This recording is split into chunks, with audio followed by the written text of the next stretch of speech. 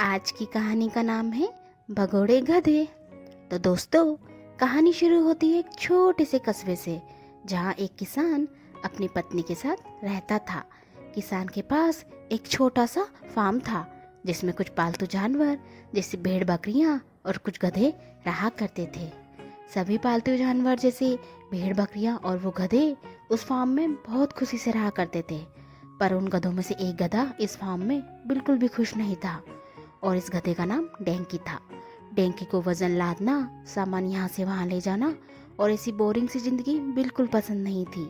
इसलिए डेंकी हमेशा इस फार्म से भागने की कोशिश में लगा रहता था, ताकि वो अपनी जिंदगी आज़ादी से जी सके। डेंकी का एक दोस्त भी था, जिसका नाम था मैंकी। पर मैंकी को इस फार्म में रहने से कोई परेशानी नहीं थी। पर डेंकी मैंकी से हमेशा बोलता रहता था कि एक दिन वो दोनों इस फार्म से भाग जाएंगे और फिर कभी वापस नहीं आएंगे। दरअसल डेंकी और मैंकी पहले भी एक दो बार इस फार्म से भाग चुके थे, इसलिए उन्हें बार बार पकड़ लिया जाता था। मैंकी फार्म में खुश था, पर फिर भी अपने दोस्त डेंकी की वजह से उसके साथ बार बार भाग जाता था। इसलिए फार्म का मालिक उन दोनों गधों पर नजर रखता था कि कहीं वो फिर से ना भाग जाएं। डेंकी दूसरे गधों से भी बोलता रहता था कि वो एक दिन इस फार्म से भाग जाएगा, और कोई और गधा उसके साथ चलना चाहता है तो वो चल सकता है।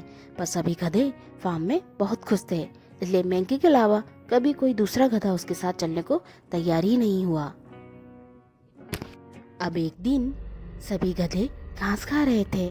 तब डेंकी सभी गधों से बोलता है कि सुनो दोस्तों, आज मैं और मैंकी रात को पक्का यहाँ से भाग जाएंगे। तुम में से कोई हमारे साथ चलना चाहता है तो चल सकता है।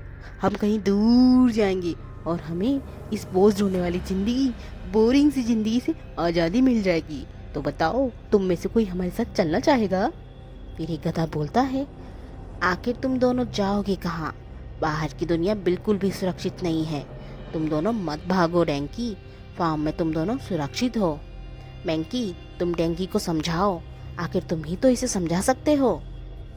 फिर मैंकी बोलता है, मैं तो जाना भी नहीं चाहता हूँ, पर डेंकी आज रात को भागने का फैसला कर चुका है, इसलिए आज रात को मुझे भी अब इसके साथ भागना होगा। अब सभी गधे समझ जाते हैं कि डेंकी को कोई नहीं समझा सकता है, और वो अब उससे कुछ नहीं कहते हैं और वहाँ से चले जाते हैं। अब रात हो जाती है और डेंकी को आज खुशी के कारण नींद ही नहीं आई थी। वो तो पूरी रात सोया ही नहीं था। वो बहुत खुश था कि आज फाइनली वो दोनों बहुत दूर जा रहे हैं, और वो मैंकी को जगाने जाता है। बेचारा मैंकी तो जाना भी नहीं चाहता था, पर हमेशा अपने दोस्त डेंकी के चक्कर में उसे भी भागना पड़ता था। उसे तो फार्म में रहना बहुत पसंद था और वो उसमें खुश भी था। लेकिन अब डेंकी मैंकी को जगा देता है और दोनों भागने के लिए तैयार हो जाते हैं। पर मैंकी को डेंकी पर थोड़ा गुस्सा आ रहा था, और वो डेंकी से बोलता है कि डेंकी, क्या भागना जरूरी है? हम अच्छे दोस्त हैं और हम इस फार्म में भी तो खुशी से रह सकते हैं। फिर डेंकी बोलता है कि हाँ, भागना जरूरी है मैंकी।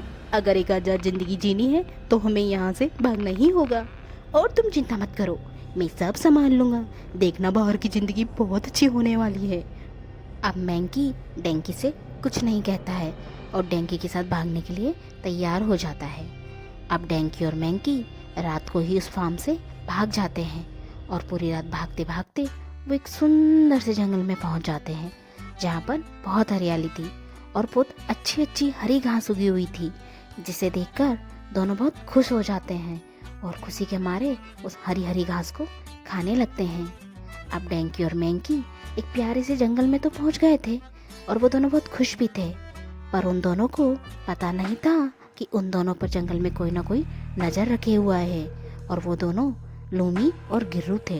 दरअसल लूमी और गिर्रू जंगल में ही रहा करते थे, और जंगल ही उनका घर था, और वो दोनों जंगल के राजा शेर के लिए खाना ढूंढने का काम करते थे।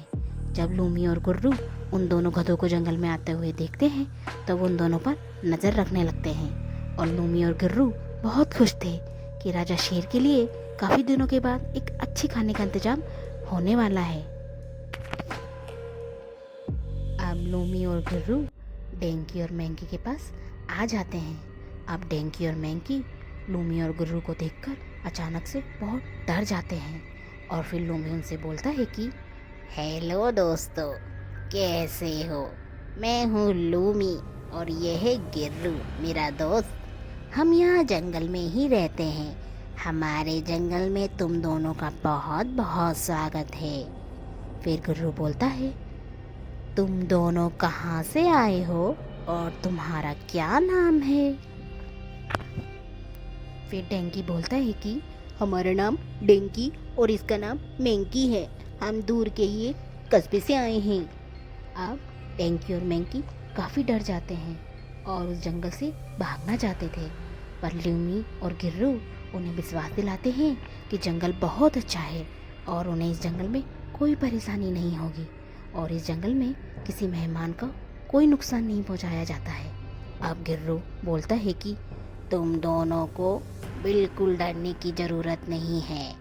इस जंगल का राजा शेर मेहमानों को देखकर बहुत खुश होता है और उनको कभी कोई नुकसान नहीं पहुंचाने देता है। फिर लूमी बोलता है, तुम बिल्कुल सही कह रहे हो गिर्रू, राजा शेर बहुत अच्छे हैं और अब तुम उनके जंगल में आए हो तो तुम्हें उनसे मिलना ही होगा।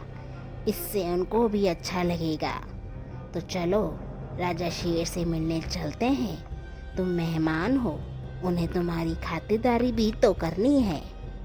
अब डेंकी और मैंकी काफ़ी डरे हुए थे, पर वो अब कर भी क्या सकते थे। वो दोनों उनके साथ जंगल में चलने को तैयार हो जाते हैं। अब लूमी और गिर्रू उन दोनों को राजा शेर के पास ले जाने लगते हैं और मन ही मन वो दोनों बहुत खुश रहते हैं कि राजा शेर इन गधों को देखकर बहुत खुश होंगे। आखिर उनके बहुत दिनों के खाने का जो इंतजाम होने वाला है। अब वो लोग राजा शेर के पास पहुंच जाते हैं और राजा शेर उन्हें देखकर बहुत खुश भी होते हैं। पर जब लूमी और गिर्रू राजा शेर को बताते हैं कि ये दूसरी जगह से आए हैं, ये इस जंगल के नहीं हैं, तो राजा शेर और खुश हो जाते हैं और उनसे बोलते हैं कि हमारे जंगल में तुम्हारा बहुत बहुत स्वागत है डेंकी और मैंकी। तुम जब तक चाहो हमारे जंगल में रह सकते हो। इस जंगल को तुम अपना नया घर मान सकते हो। अब लूमी और गिर्रू राजा शेर की बातें सुनकर भौचक्के रह जाते हैं। उन्हें समझ ही नहीं आता है कि राजा शेर ने ऐसा क्यों कहा और राजा शेर ने उन्हें अपना शिकार क्यों नहीं बनाया। अब दोनों गधे वहाँ से खुशी खुशी चले जाते हैं और लूमी और गिर्रू राजा शेर से पूछते हैं कि शेर महाराज, आखिर आपने उन दोनों गधों का शिकार क्यों नहीं किया? हम दोनों बड़ी मुश्किल से उन दोनों गधों को यहाँ तक लाए थे। फिर शेर बोलता है कि नहीं, मैं उनका शिकार नहीं करूँगा, क्योंकि मैं चाहता हूँ जितने भी दिन वो इस जंगल में रहें खुश रहें, और जब वो यहाँ से जाएं तो वो दूसरे जानवरों को भी हमारे जंगल के बारे में बताएं। इससे ये फ़ायदा होगा कि दूसरे जानवर भी हमारे जंगल में आएंगे और हमारे जंगल में शिकार की कोई कमी नहीं रहेगी। और तुम दोनों उन दोनों गधों का ध्यान रखना, उन्हें कुछ नहीं होना चाहिए। समझ गए लूमी और गिर्रू? अब ये कहकर राजा शेर वहाँ से चले जाते हैं। अब लूमी और गिर्रू का दिमाग बिल्कुल खराब हो चुका था। उन्हें राजा शेर पर बहुत गुस्सा आ रहा था, पर वो राजा शेर के डिसीजन के आगे कुछ कर भी नहीं सकते थे। पर उन्होंने ये सोच लिया था कि उन्हें इन गधों का शिकार करना ही है, वो भी राजा शेर को उन पर शक हुए बिना।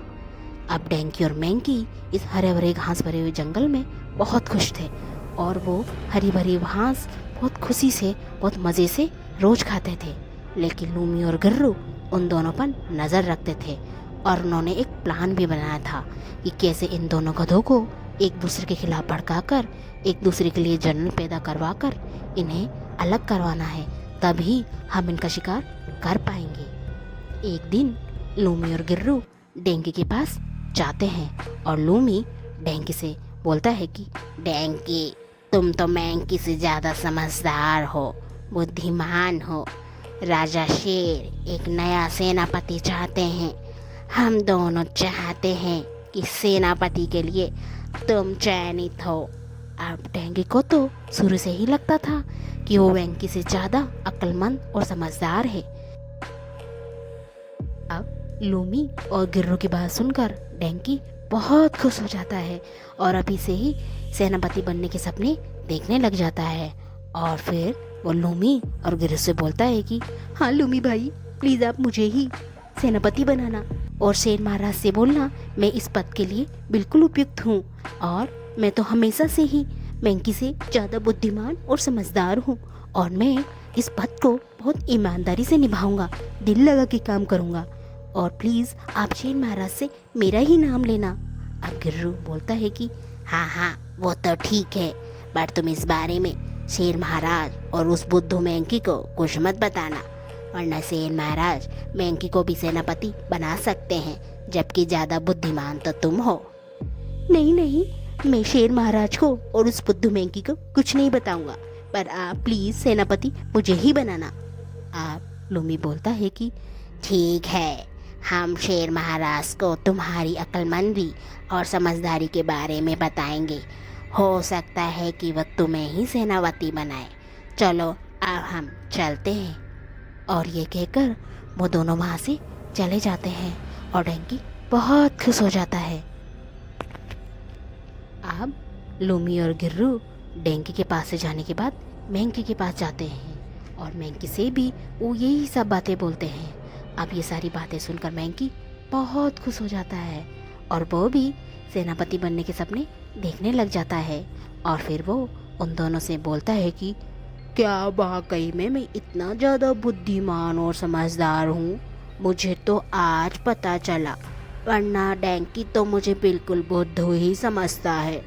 आप दोनों शेर महाराज को सेनापति के लिए मेरा ही नाम दीजिए।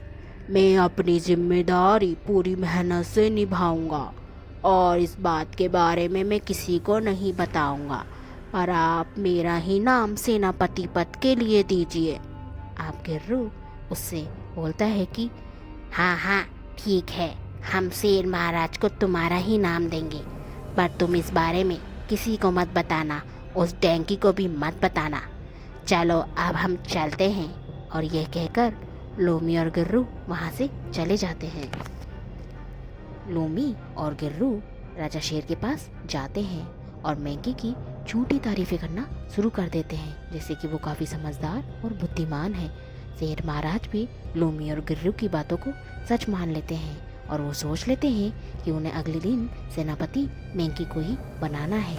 अब उनकी ये बात सुनकर गिर्रू और लूमी बहुत खुश हो जाते हैं और अगले दिन का इंतज़ार करने लगते हैं।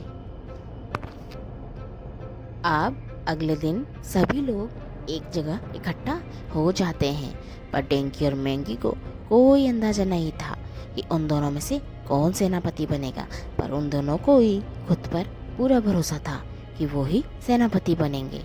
अब राजा शेर बोलते हैं कि आप सभी को पता है आज हम यहाँ क्यों इकट्ठा हुए हैं। आज हम झैंकी और महंकी में से सेनापति को चुनेंगे, इसलिए इस ताज को लाया जाए। हम सेनापति सुनने वाले हैं और डेंकी और मैंकी तुम दोनों सामने खड़े हो जाओ, हम तुम दोनों में से सेनापति का चुनाव करेंगे। और ये कहकर राजा शेर के सामने डेंकी और मैंकी खड़े हो जाते हैं और राजा शेर मैंकी को ताज पहना देते हैं और वहाँ पर सभी लोग बहुत खुश होते हैं कि आखिर मैंकी को सेनापति चुन लिया गया है। पर डेंकी इस डिसीजन से बिल्कुल खुश नहीं था। उसे ऐसा लग रहा था कि उसके साथ नाइंसाफ़ी हुई है, क्योंकि मैंकी तो बिल्कुल बुद्धू और नासमझ था, फिर भी उसको सेनापति पद के लिए चुन लिया गया है। आप सभी लोग मैंकी को बधाइयाँ देने के बाद वहाँ से चले जाते हैं और डेंकी मैंकी से बोलता है कि मैंकी, पता नहीं क्यों राजा शेर ने तुम्हें ताज पहना दिया। तुम तो बिल्कुल बुद्धू हो, तुम में तो बिल्कुल भी समझदारी और अक्लमंदी है ही नहीं, फिर भी राजा शेर ने तुम्हें सेनापति बना दिया। तुम तो यहाँ कभी आना भी नहीं चाहते थे, तुम्हें मैं यहाँ लेके आया था, फिर भी आज तुमने सेनापति पद के लिए मना नहीं किया, जबकि तुम अच्छे से जानते हो कि ये ज़िंदगी मैं जीना चाहता था, इसलिए ही तो मैं बार बार भाग जाता था, पर फिर भी आज तुमने सेनापति बनने के लिए मना नहीं किया। अब मैंकी बोलता है कि मैं बुद्धू नहीं हूँ डैंकी, और ये पद भी मुझे मेरी समझदारी और अक्लमंदी की वजह से मिला है।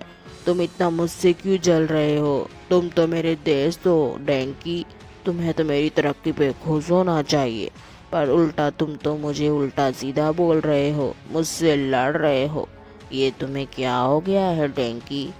फिर डैंकी बोलता है कि मैंकी, मैं नहीं जल रहा हूँ, पर ये बात तो बिल्कुल सच है ना, और ये तुम भी जानते हो कि हम दोनों में से ज़्यादा समझदार मैं हूँ, और इस पद का असली हकदार भी मैं ही हूँ, ना कि तुम। पर फिर भी तुमने ये पद लेने से मना नहीं किया, जबकि हम दोस्त हैं और मेरी खुशी के लिए तुम ये कर सकते थे।